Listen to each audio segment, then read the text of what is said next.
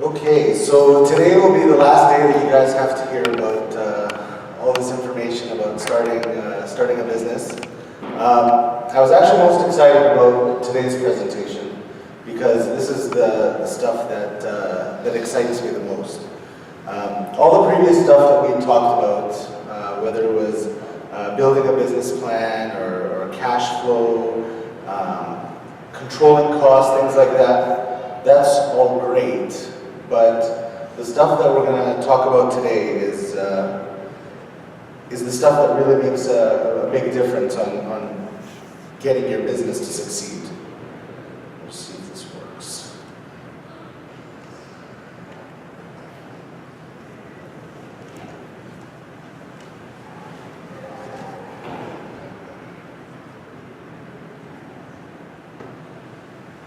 So some of the stuff we talked about last week with relating to starting a business was things about licensing and legal issues. We talked about skills and training and getting mentors, insurance, route to market, technology, unique sales positions, lots of different things. We talked about what to expect when you're starting a business. And if you remember, one of the big things we talked about was expect that you will not make any money in the first year or two of starting a business. It is very unrealistic to expect that you will make money when you start. We talked about cash flow, and we talked about issues relating to staffing, and when you have to hire staff, and what are the rights of the employees and what are the rights of the employer, and all the things you have to know about that. So today we're going to talk about all the things that have to do with marketing and sales, and how to actually get your business to grow and drive sales to your business. And especially nowadays, the market is not very good. It's a soft market. There's not a lot of opportunities, or people will say there's not a lot of opportunities, but there actually really are. So how do you market in a downturn like this? So the first thing is, what most people tend to do when the economy is bad is they close up and they don't do anything. Usually people want to wait until the market comes back up to start finding opportunities. And that's actually one of the worst times to start looking for opportunities, because when things come back up, most companies don't have time to deal with a startup. They don't have time to deal with a newcomer in the market. They need to be working with companies that are established, are ready to go, because they're also increasing their sales. So don't be shy from opportunities, because it takes money to make money. And if you think you're not going to spend money to do it, then you're not going to get very far. You have to find different ways to market your brand and product. There's a lot of different opportunities, especially now in the world that we live in. It goes far beyond putting an advertisement in a newsletter or creating a paper brochure to hand out or things like that. There's a lot of different ways to get word out and to market rather than those kinds of ways. And you have to be creative and stand out. You're not the only company that is doing this. So whatever kind of marketing you do, other companies are doing similar things. You have to find a way to be creative and stand out from the crowd. And we talked about it last time, and I'm going to touch about it a lot today, is making sure you use technology and social media to be able to get your message across. And I'm going to draw a lot of examples today from my own business, so you guys can get an idea of what I'm talking about when it comes to using technology and social media. In a down market as well, it allows you to spend smarter than when times are better. When times are down, doing marketing is actually cheaper now, because those companies that are doing marketing or that do print or that want to provide online services, they're looking for business as well, and they may not have as much business. So it's much cheaper to find those services now and can get things to happen now when the economy is lower than it is when things come back up. So it gives you the opportunity to spend smarter when the market is in a downturn. So we talked about lower cost of creating marketing material and lower cost for online spending. And online is going to be, it is the #1 way to market any businesses in the online world. So when things are slower now and companies are pulling back a lot of their spending, now is the time to put money in to be able to save costs in the online world. You have to be able to outsmart your competitors. So marketing in a downtrend is being able to find opportunities where your competitors are not looking. Especially if a company has just come off of a high market, a market that has been successful for a long time. They're used to doing business a certain way. They're used to getting business without having to market that frequently. And there's a lot of places that they're not looking now. Startup businesses that start in a market like this tend to have more opportunities and will find more opportunities in areas where their competitors are not looking. You want to find out and look closely on how your competition is marketing. Because if they're marketing there, you may not want to market there. Or if they are marketing there, you may be able to do something better or offer something better. And you may be able to do it better and cheaper in this market as well. That's why I'm trying to say, when times are down, this is the time to start spending and really getting things going for your business. You'll have a lot more success. Make strategic alliances. This is one that a lot of business owners miss, and it's one that's extremely important. Being able to find alliances in whatever industry you're in and driving business that way. And I'm going to give an example, drawing from my own business. So one of the big products that we sell is auto insurance. And auto insurance is something that is sold in a lot of places, lots of different brokerages. You can buy it online, you can buy it in hundreds of places. So what we did early on is we thought, okay, well, we're going to market, we sell auto insurance, why don't we start building strategic alliances with the companies that sell the cars? Why don't we go straight to the dealerships and make alliances with the dealerships so that they can send us business when their clients need insurance. So rather than me going to someone and saying, do you want to buy insurance? I now have somebody else doing the marketing for me. But that was done through a strategic alliance. And rather than spending marketing dollars in trying to attract a client, I can now share part of my revenue with someone who is a strategic ally to drive that business to me. So doing strategic alliances is one of the most powerful ways to drive business. Word of mouth is still a very, very powerful way to drive business. You know, even with companies like,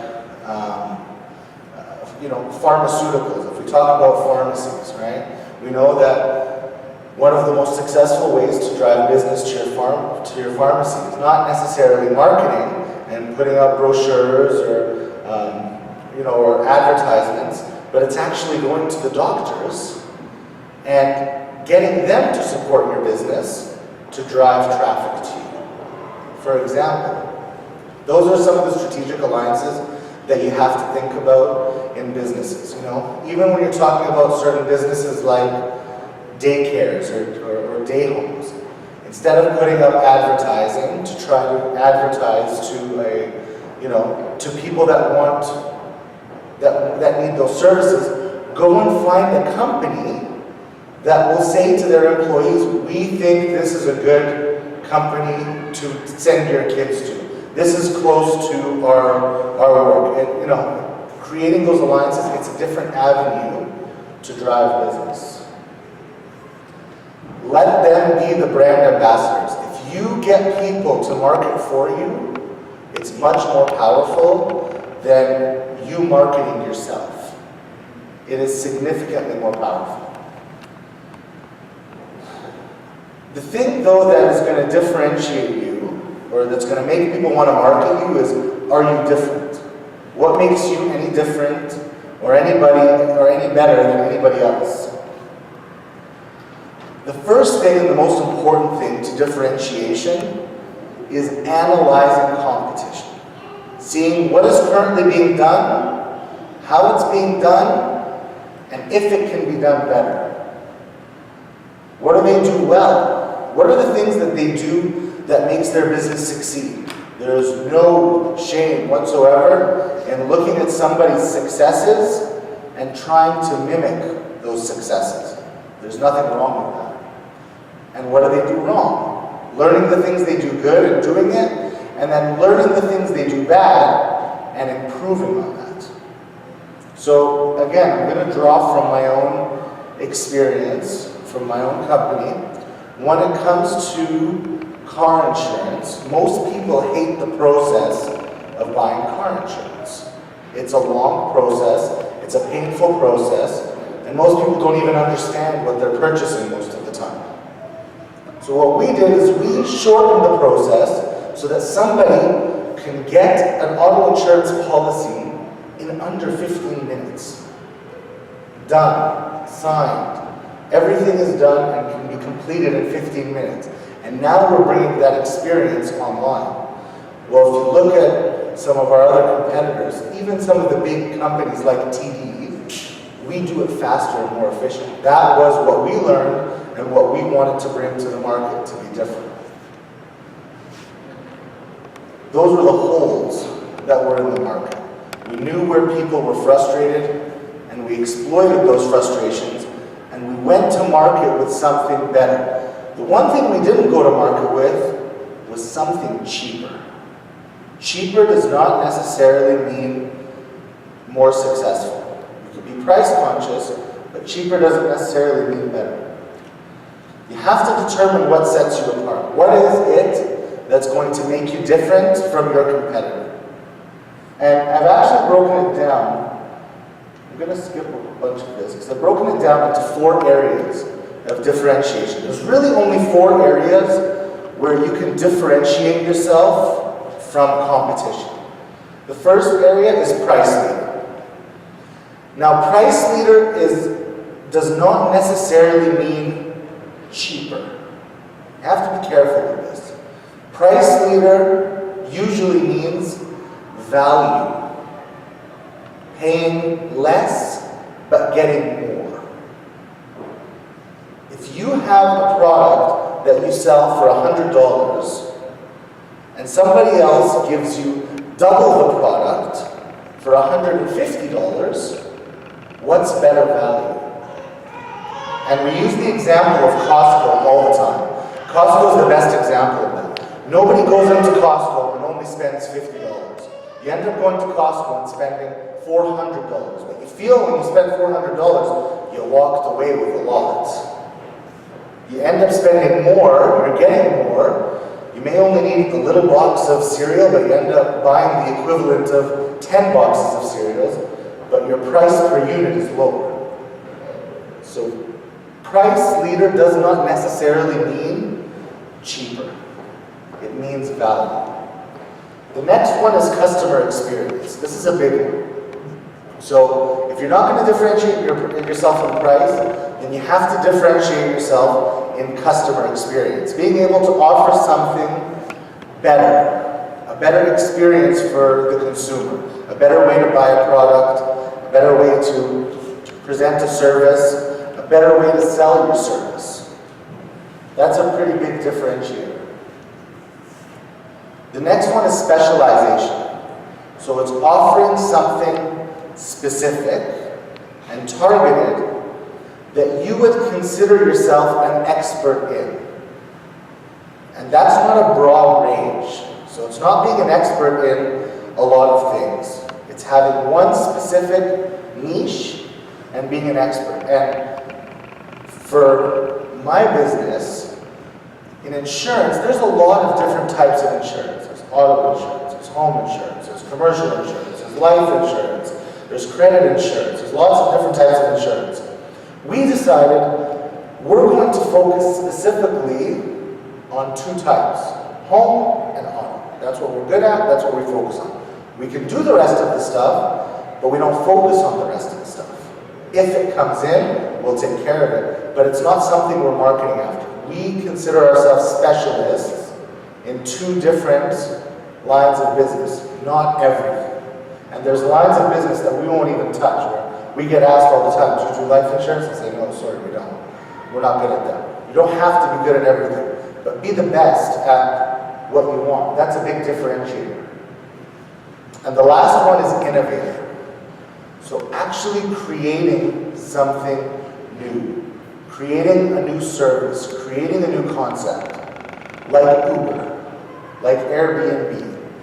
Those are industries that are disrupting what was already there. They're innovators. They're completely changing the industry. I mean, if you look at a company which we've all heard of, Amazon right now, their sales online is more than the next 9 retailers in the top 10. That includes Walmart online, Costco online, eBay. All of them combined do not equal Amazon alone. Those are innovators. They're bringing a new way to purchase online. So that's their differentiator. And I wanted to bring a couple of examples of differentiators in our own market. Okay, so I met the owner of Luke's Drug Mart. This is a pharmacy here in Calgary. Okay, the pharmacy was founded in 1951. Traditional pharmacy. It's in Bridgeland. Okay, Bridgeland is just before downtown. Close to Edmonton Trail. That's where their pharmacy is located. Okay? The gentleman that owns the pharmacy is a third generation. So his grandfather started it, his father took over the business, and now he took over the business. He's not a pharmacist. He runs a pharmacy, and he's not a pharmacist. He decided to modernize his pharmacy by doing things like putting in a coffee bar inside the pharmacy. He put a section in the pharmacy to sell records. Do you remember the vinyl records, the old black vinyl records for music? So he put a section in the pharmacy to sell vinyl records, okay? And it became a local hotspot in the community. He marketed it to be a local hotspot in the community. In 5 years, he's tripled his business.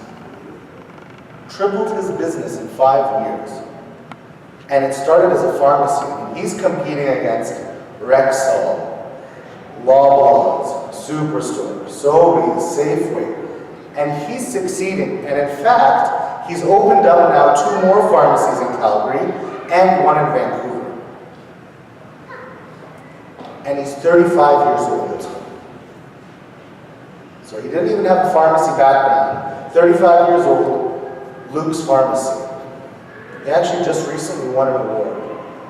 And it's a really interesting story. So I wanted to show that even though there's so much competition, he was able to be something specific and was able to market and triple his business in an extremely competitive situation. It doesn't offer air miles, doesn't have airplane points. It was just a different business model for selling drugs, for pharmaceuticals. The next example I'm going to give is South Street Burger. So I wanted to give an example of a restaurant. And I wanted to give an example of a business that really all they sell is burgers. That's something that you can find everywhere. Everywhere you go, you can find a burger. There's McDonald's, there's Burger King, there's A&W, there's Wendy's. Everybody sells a burger out there. But South Street is one of the fastest growing chains, franchise chains, for hamburgers. Why? Their motto, better beef, better sides. That's what they're selling, a better product. They're selling a better hamburger and the sides. Nobody ever thinks of the sides. They take pride in having the best French fries. Who did they align themselves with? New York fries. So they offer New York fries on the side, and they have different types of poutine and really good sides. And they sell a better product. Now, are they cheap? No. South Street Burger is actually a pretty expensive burger. When you put the burger and the fries together, you're over $10. But they also offer choice. So now I can go buy a burger from South Street and I can choose what vegetables I want, if I want cheese, what kind of sauces. I have a choice. As a consumer, I have choice.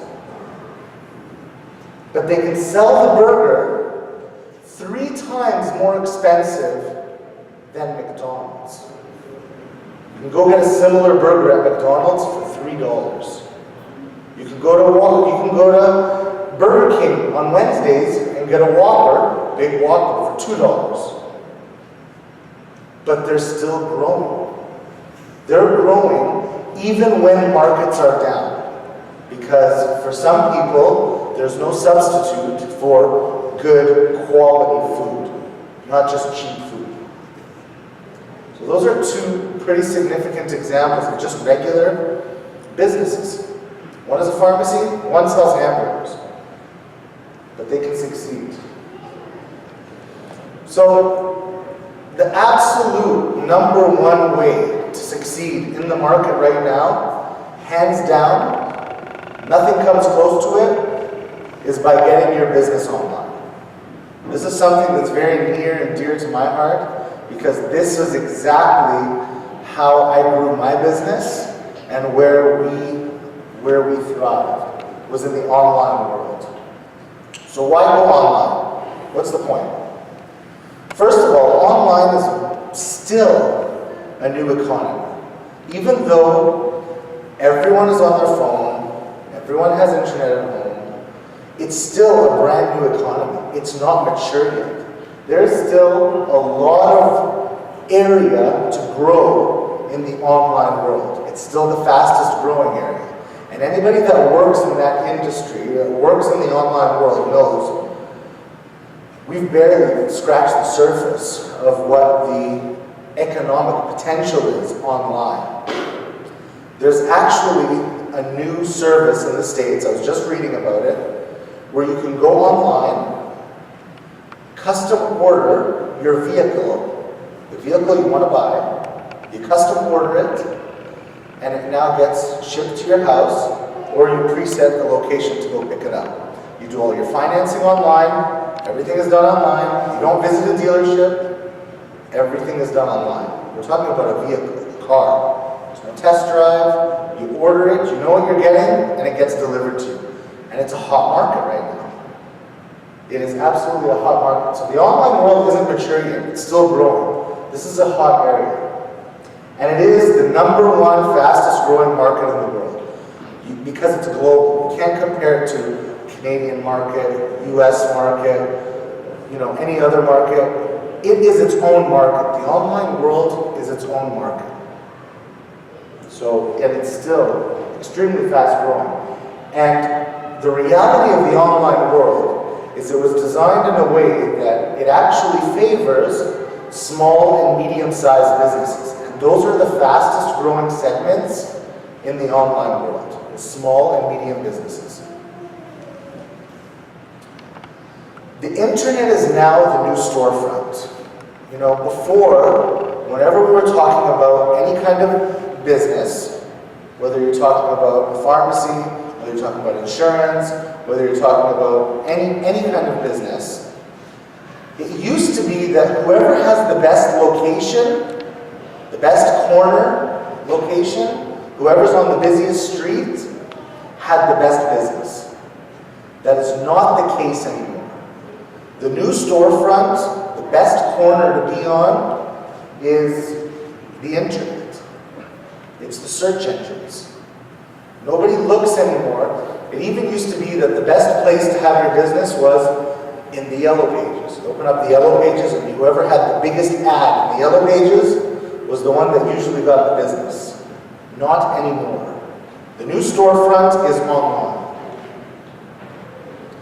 And to make sales nowadays, because of the way the world is and how fast the world is moving, it's not easy anymore to go get business. You have to find a way for it to come to you. And the fastest way, the most efficient way to have a business, to have somebody come to you, is in the online world. It really is only one click away. I mean, in a lot of things now, most of us don't even have to leave our homes to get something done. Right? It was actually just a few years ago, probably, I want to say 5 years ago, that people used to leave their homes and they used to go down the street to a store called Blockbuster Video, which was the largest video chain in the world. They used to rent movies. And Blockbuster Video was untouchable. Everyone knew the program. You go to Blockbuster, you pay $5, you get your movie, you go walk home, watch your movie. The next day, you take your movie back. If you were late, you paid a late fee. And then there's this company that some of you may have heard of called Netflix. Netflix actually went to Blockbuster Video and said, you know what, we're small, we're growing, we need some help. We're prepared to sell our business for $50 million.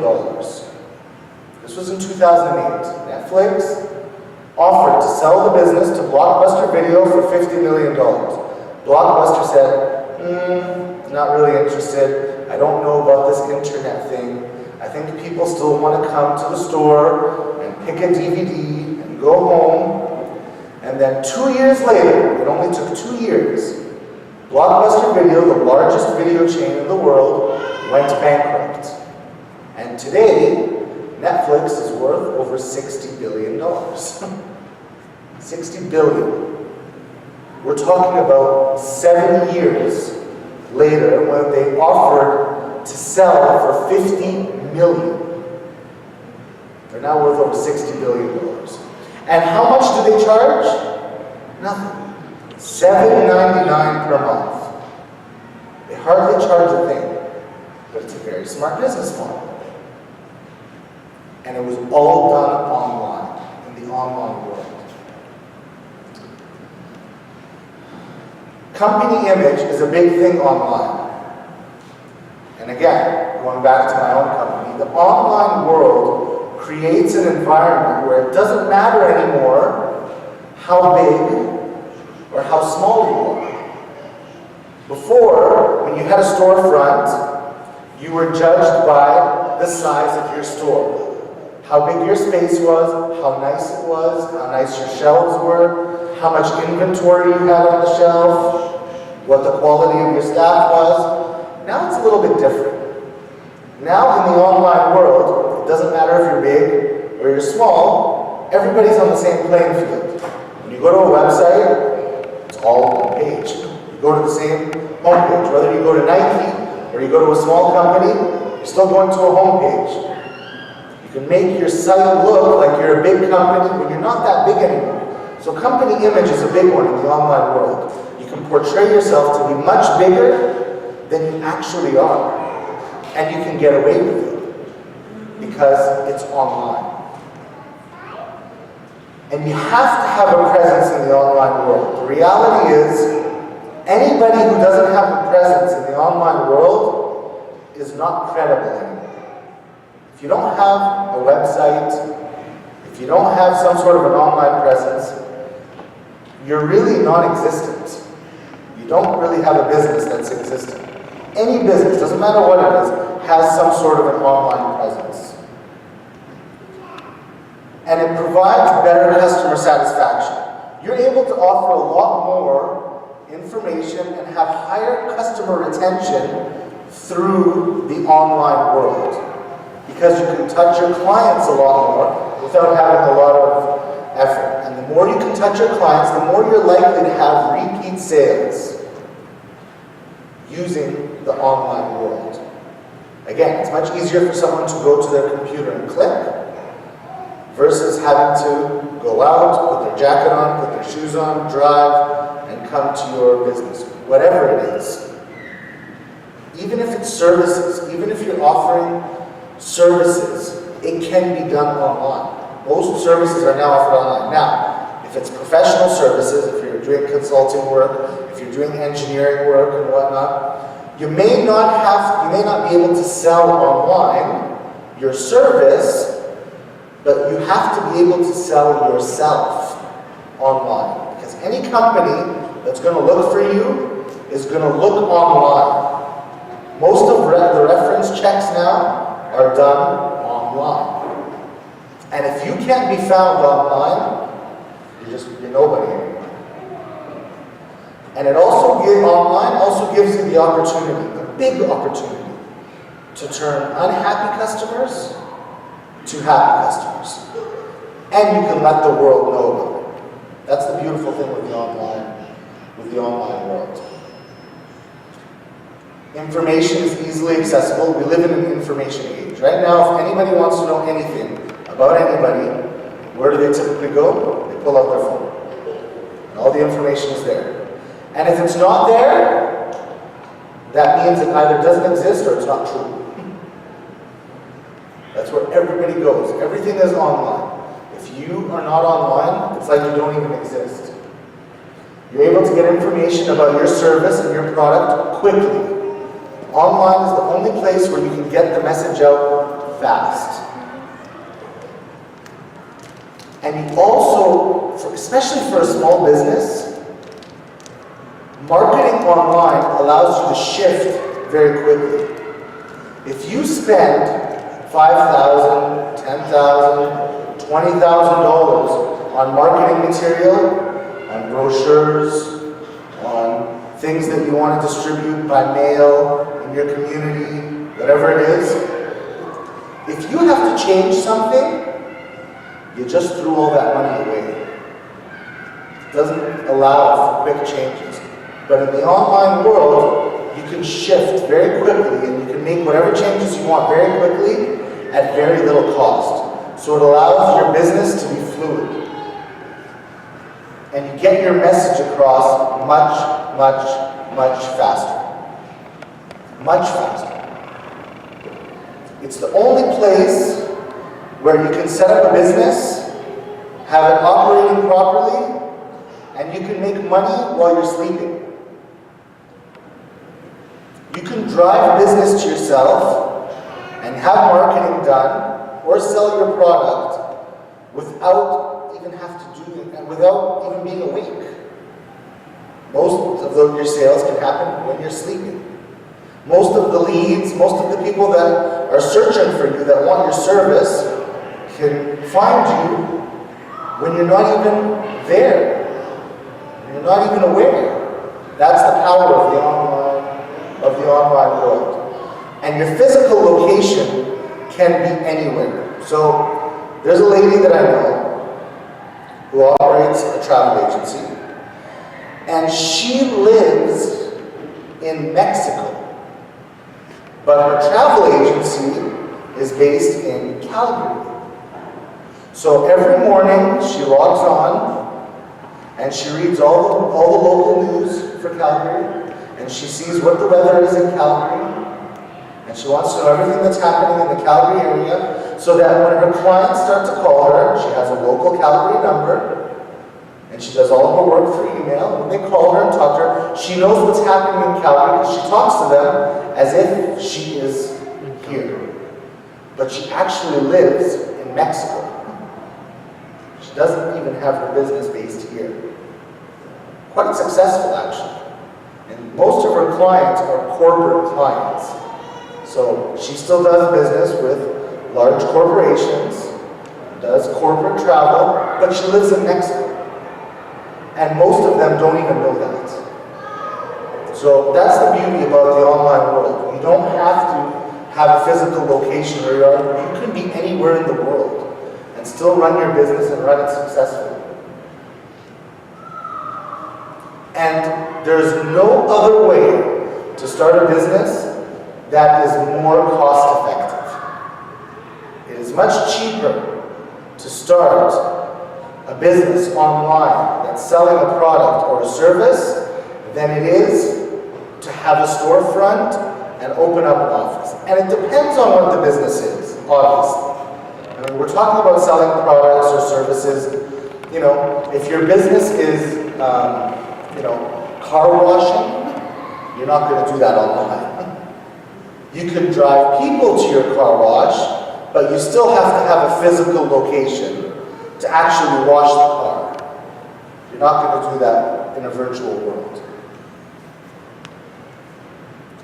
So I wanted to put an example of what a website, a really bad website, can look like, and how you can absolutely ruin your image. This is a company based in the States that wants you to buy stocks from them. They want you to invest money with them to buy stocks. This is probably not the best place you want to put your money, which is why it's important, the importance of having a good online presence. This company, on the other hand, sells entertainment and toys and games and sports equipment. I mean, the site is called play.com. It's everything around playing and entertainment. This is a much more appealing website. This is much more attractive. This is more likely you're going to buy something from this than you are from our friends here. And this is an actual website, just so you know. This is an actual website. Okay? But just because, and I tell this to people all the time, there's a big, big, big misconception. Just because you built a website, just because you built a really good website, just because you have a great business, if you can't be found online, you've built nothing. If you don't know how to market online, and you don't know how to get your message across, whether it's online or in a storefront, you're not going to succeed.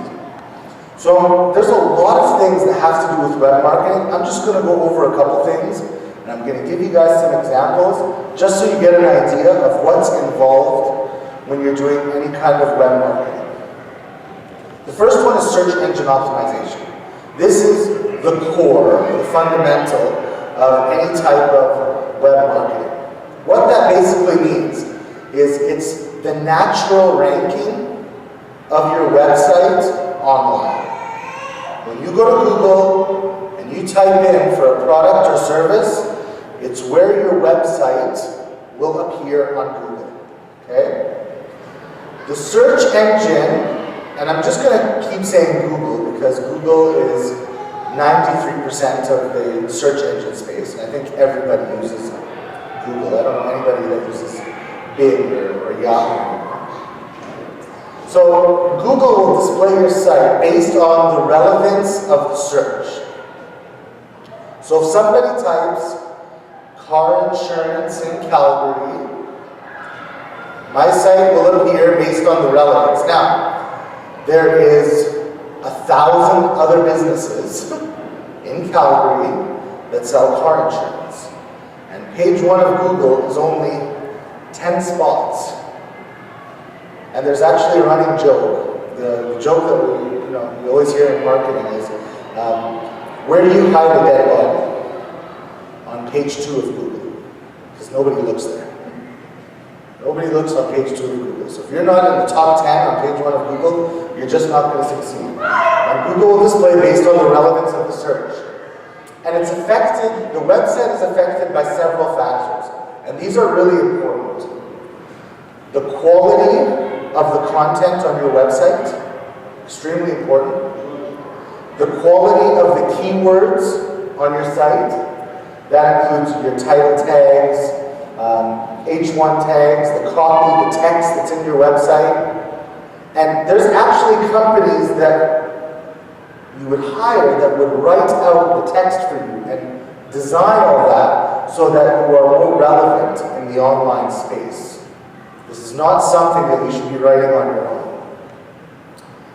Having a domain that Google can trust something that is relevant to your business.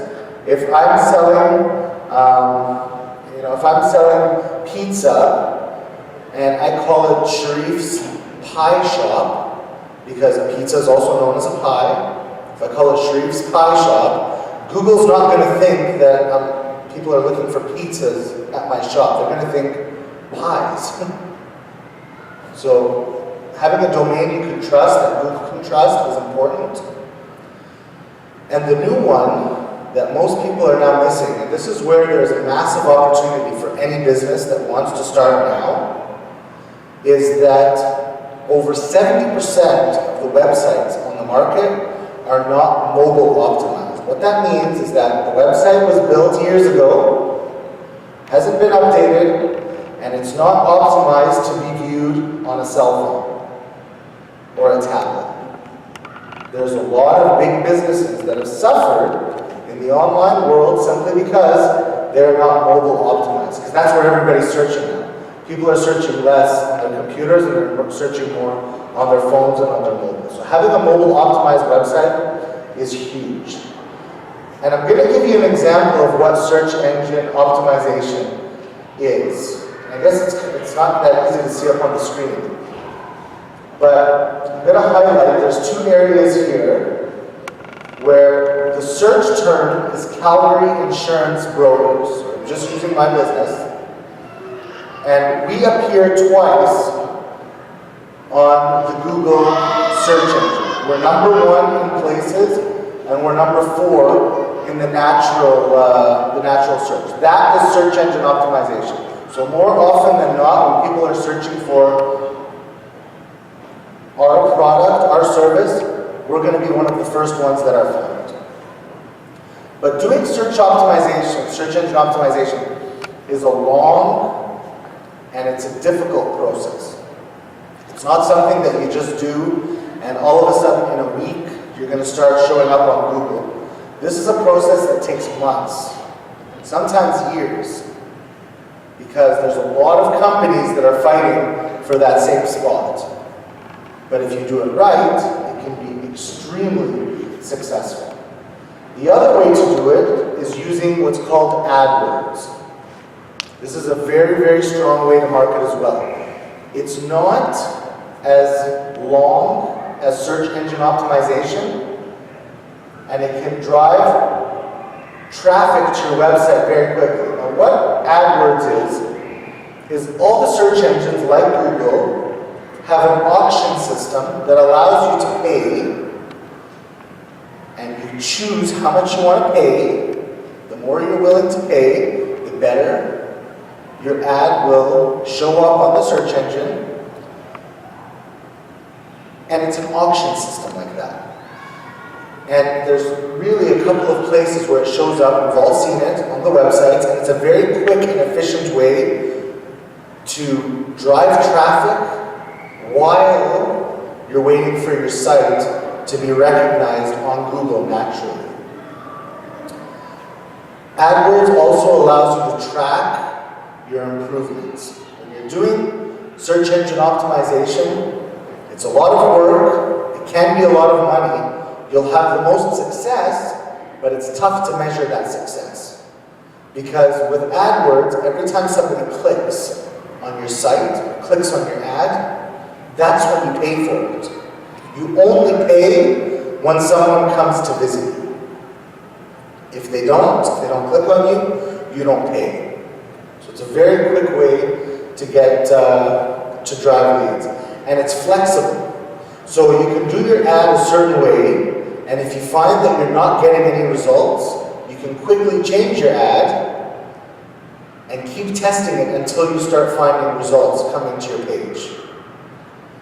It allows you to advertise in non-traditional spaces. A lot of websites that we go to now, you'll see ads on the website.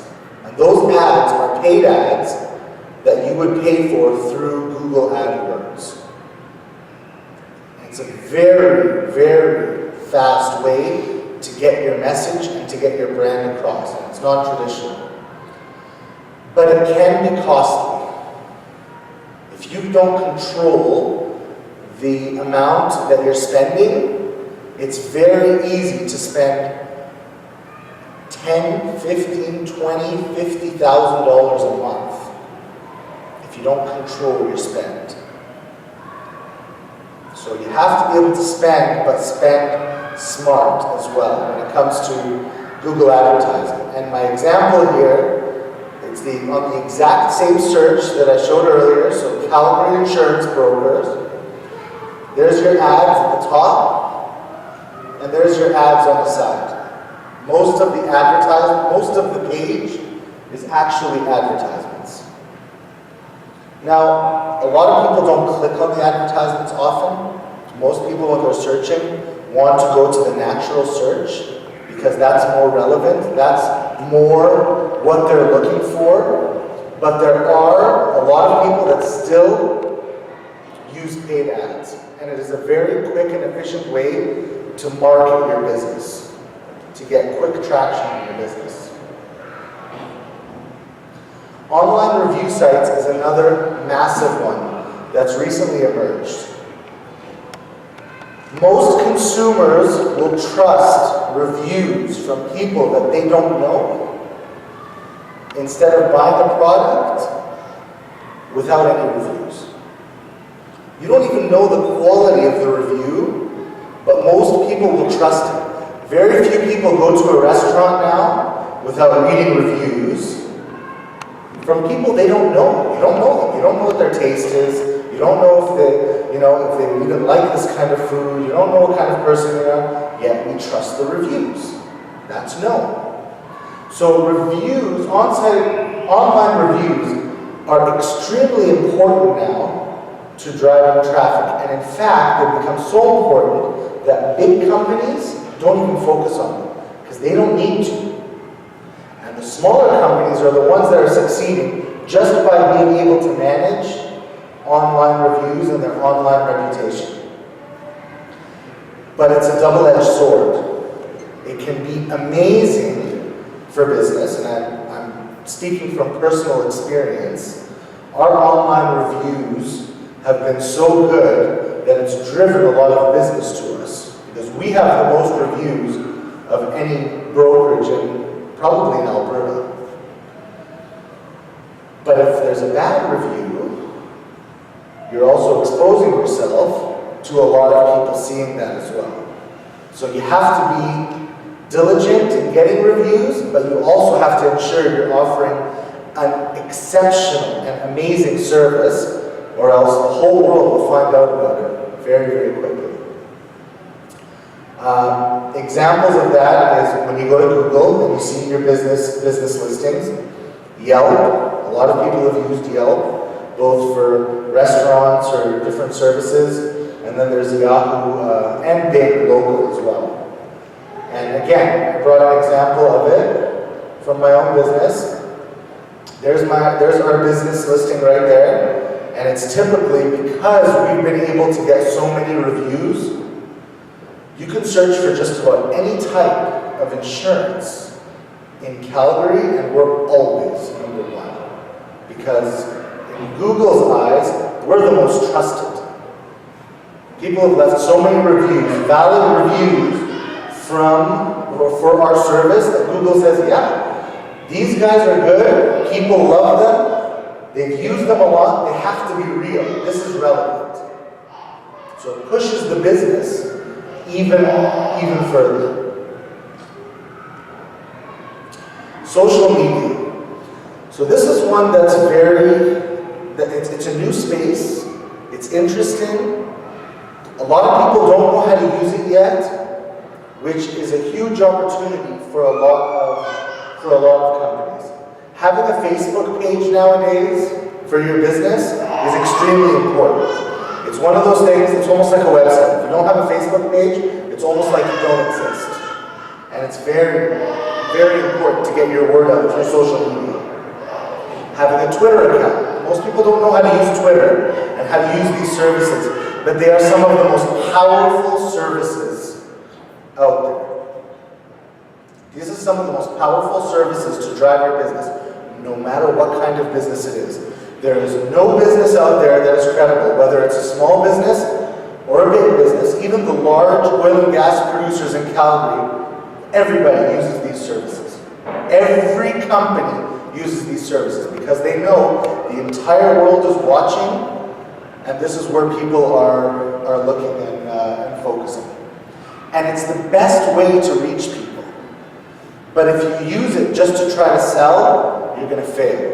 If you see how most people are using social media feeds, it's to have conversations and engage people in conversations. It's not to sell. We don't use Twitter just for come and get an insurance quote from us, because nobody's going to care.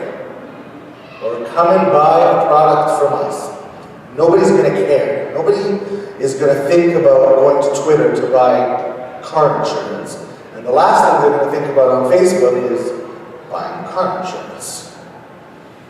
But it's a media that we use to get messages across, to have conversations with people. Even if it's something as simple as, it's snowing outside today. Be careful. Drive safe. People engage in that kind of conversation. So social media is extremely important. And I've given a couple of examples of what our Facebook page looks like. And an example of, and actually even before I go for this, you know, we're right now on our page, we have about 2,000 likes. And it is it's a lot of work to get up to that. But now, anytime we send a message out, we're sending it out all the time, and 2,000 people are getting it at a time. Every time we send out any kind of message, 2,000 people are getting that message. And this is our Twitter feed. So the last thing we shared was earlier today that we're hiring, and it's a huge place for us to attract people, attract talent. We're never selling services, but we're giving away lots of information. We talk a lot about things that are happening in the world, or things that can be relevant to insurance, or we talk about hiring people, but the messaging is all the same. And we actually have people that do this full time. It's so important, it's become so important, that we have full-time people. All they do, they are paid to be on Facebook and Twitter and manage those feeds every single day. That's how important it is online. That's how much it affects our business if these things are not managed. And it affects any business if these things are not managed properly. So in summary, I mean, I can keep talking about this stuff for hours because there's so much to it. But in summary, what we've learned over the last 3 sessions is you have to be prepared. If you're thinking about opening up a business, if you're prepared to take that step, you have to be ready. There's a lot of steps to be ready. You have to know your business model. You have to know what you're going to do and how you're going to make money at it. You have to have a business plan. Everything requires a plan. If you don't have a plan, you're not going to get very far. You have to understand your costs and your finances. You may not get it right, but you still have to have an understanding of it. You have to have a support system. You have to have people around you that are willing to support you, because it is a very difficult process. It's a very rewarding but difficult process. You have to set your expectations right. And the big one that we talked about last week is you will not make money. You will lose money in your first year or second year. But it's better to lose money when the market is down and there's not a lot of money out there right now than when the market is up and there's money flowing all over the place. Either way, you're going to lose the money in your first year. Better do it when times are down. And the other expectation is you will work harder than you ever have in your life at first. Later, it becomes much easier once your business is up and running and self-sufficient. You have to be able to manage your cash flow. And we talked last week that profit does not mean cash flow. Just because you have profit doesn't mean you have good cash flow. And most businesses fail from this one point, and it's not being able to manage their cash flow. Understanding your costs and marketing yourself properly. You don't have a business if you don't know how to market yourself. You don't have a business if you don't know how to get people to your business to sell your product or your service or whatever it is you're offering. You have to be online, you have to be creative, and you have to outsmart your competitors. It's a lot easier said than done, but if you're able to do that, especially in the online world, it's very, very, very, it's much easier to succeed. And that's all I have. Does anybody have any questions or anything about any of that stuff? The online world, I know, is not very easy, and it is a little bit more complicated. But once you start to understand it, it really is a remarkable world for a business.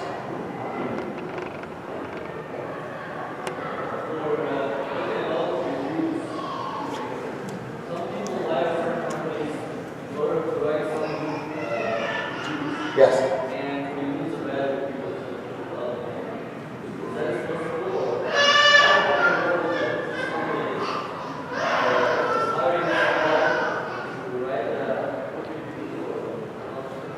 So, you can never remove a bad review. Bad reviews will always be there. You can't pay anybody to get a bad review. You can't pay Google, you can't pay Yelp. You can never have a bad review removed. And can you pay people for good reviews? Sure you can. But consumers have gotten so smart that they can tell the difference between a review that is fake, it's fabricated, or someone that actually wrote a genuine review, something that's real. It really isn't that hard to tell the difference between the two, especially when it's a bad review. You know, it's common, and it does happen, that companies will write bad reviews about each other. They can go online, they can have a fake Gmail account or a fake email account, and they can write a bad review. But even at that, how a company responds to a bad review is more important than actually having a bad review. So I tell my people all the time, when we have a bad review, that's a good thing. It's not a bad thing. Because one, it lets us know what we did wrong, which we have to. But if we handle it properly, that's more important to the consumer than if we didn't. Because no business is expected to be perfect. Every business is going to have mistakes, but how they deal with those mistakes is what's going to make them more successful. And if somebody's paying for good reviews, a consumer will be able to tell. You can always tell when there's a lot of fake reviews on a site. But yeah, you can pay for that stuff, but it's not advisable. And if Google catches you, it is possible, and I know companies that have been kicked off of Google. It is possible to get kicked off of the search engine altogether. And that means the end of your business, right there. So you're kind of playing a dangerous game. But yeah, some people do it. Any other questions or anything? Okay. Thank you very much.